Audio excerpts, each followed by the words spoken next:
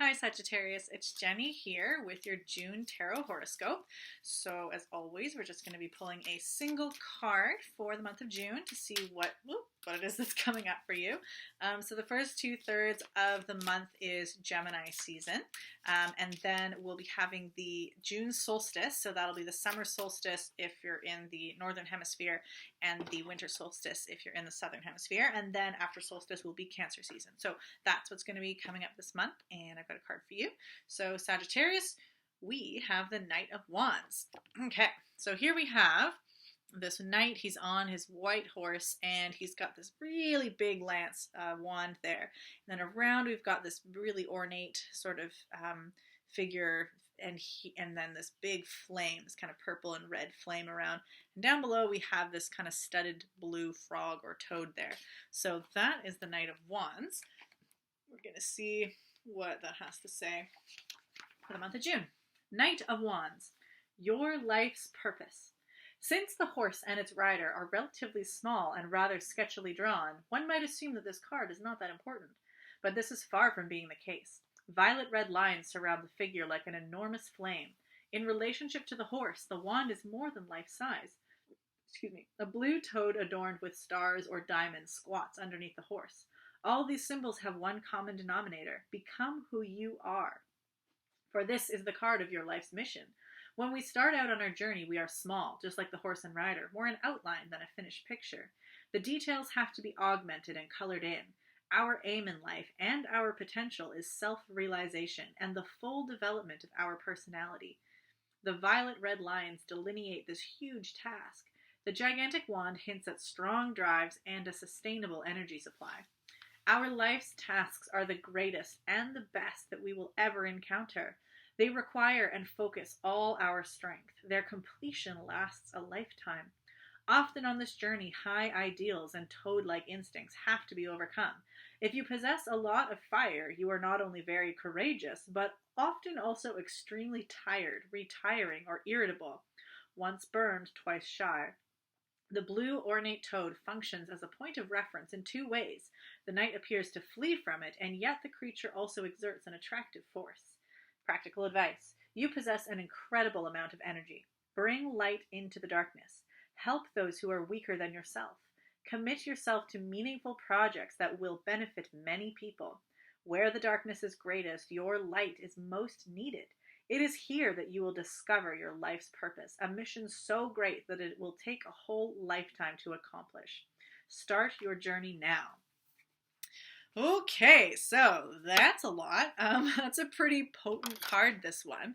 And right away, there's a really energetic alignment with Sagittarius energy, because Sagittarius is a fire sign and wands are fire element, and we even have this giant flame on the card. So there's a lot of like cooking energy here, some sort of fire and purpose. The idea of purpose is this. I mean, it's such a concept that in life, in art, in philosophy, like we're all kind of trying to explore this. The question, a very like Sagittarian philosophical question is, what are we doing here? What is my purpose? Like, what is the point of life? Why are we here? These are questions that everybody wrestles with, but Sagittarius in general, that like question really gets you jazzed. But it's one thing, like sometimes Sagittarius, we can kind of get like, we can get so hung up on asking the questions, we can forget to like experience the questions and learn the answers through doing.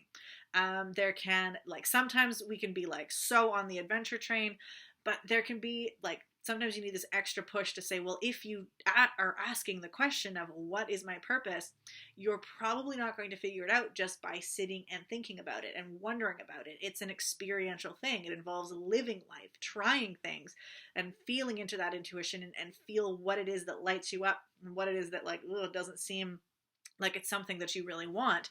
And even that, like, and it's not, life purpose isn't always shown to us by what it is that we desire. Like, it's more complex than that. Our purpose can be handed to us just as much by what we want to reject and what it is that makes us uncomfortable, or the bad experiences we have in life that then change us. And we, through experiencing that, we get a different injection and insight that says, oh, my purpose has something to do with this. So even this concept of this toad that's like, Is it something that this figure is wanting to go towards or get away from?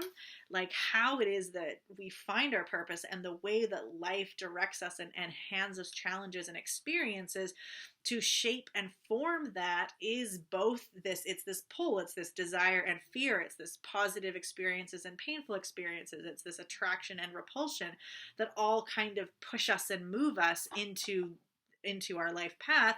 And then at some point we hope we get that eureka, or we get that understanding and that flame of this is why I'm here. And because it's this, but there's this other element to this card. It's really emphasizing that this is a long-term process. This is a lifetime mission. This is not just a goal you can complete and then put it on the shelf. And so this is a great quest. This really is the life quest. And that means that you're not always going to feel like you're moving forward on it. You're not always going to feel jazzed about it. And sometimes you're probably not really going to understand or know where you are, or if you're still in alignment with it. If it lasts a lifetime, it's going to go with all the ebbs and flows of life, which includes periods of darkness and periods of feeling like you're completely lost and disconnected, and feelings of rejecting it and saying, I don't want to do that anymore, which may in fact be a part of building a new skill or new relationships that bring you back to that life purpose when you are comfortable at a different way. So there can be this tendency to, like, you're supposed to work on a project until it's done, or like anything that's a distraction from the project is, it's not going to help you and you need to be working at it. But your life purpose, your life quest isn't that linear. It's going to have a lot more of this narrative flow where sometimes you can think you're so off the path and that's actually exactly where you needed to be, or sometimes focusing on what you think you're supposed to be doing is actually a dead end and you need to rest, take a step back, or have things shaken up in order to really get the perspective of where it is that you are and what it is that you're doing. So it's this whole like complex narrative. And so this card, when it shows up, and particularly right now, it's not like you're just going to deal with this in 1 month. Like just because it's showing up in June right now, it's more like this is going to be an injection of either enthusiasm or insight or new connections that will fuel you and help you on where you are on your life purpose. Because you're already on that mission. You're already on that quest wherever you are. So it's not like this month you're going to like figure it out. It's just, this is a new chapter, but like a key moment. So Gemini season itself, the themes of Gemini are perhaps going to be kind of clues of where you're going to maybe get this insight, is this fuel. So Gemini is all about communication, learning, specifically learning new things. So a beginner's mindset and connection with others. So it's more social, it's building relationships, often in a verbal, communicative way. It's playful. It's very much not the sticking with one thing and consistently working at it. It's doing a bit of this, bit of that, bit of this. And it's also, there's a lot of humor in it and sometimes cynicism as well. There's just this joking element, really not taking things too seriously. So if you've been very like serious or fixed on your path, or stressed out that you don't know what you're supposed to be doing and there's so much tension, I'm wasting my life, Gemini is going to come in and just kind of blow that all away, kick your desk over and say, well, screw it. You're really doing this the wrong way anyway. You shouldn't be taking on your life purpose like a chore, like some piece of homework that somebody gave you don't want. If you're not jazzed about it, you might need to take a different approach, or you might need to really accept that something's happening that is causing you to be stressed or blocked. So Gemini is going to be bringing in this, like, don't take it so seriously. And maybe what you need to do is go have some fun, go see some people, learn something new. Don't try to stare at it head on, like look at it obliquely. Just do something over here and then, maybe you've got your insight. Or if you go out and meet some people or have some fun or communicate or connect with friends of yours, then, somebody might offer a connection or a person they'd like you to meet or an opportunity. And that was the missing piece I needed on what it is that I wanted. And I just couldn't get it while I was focusing it on myself.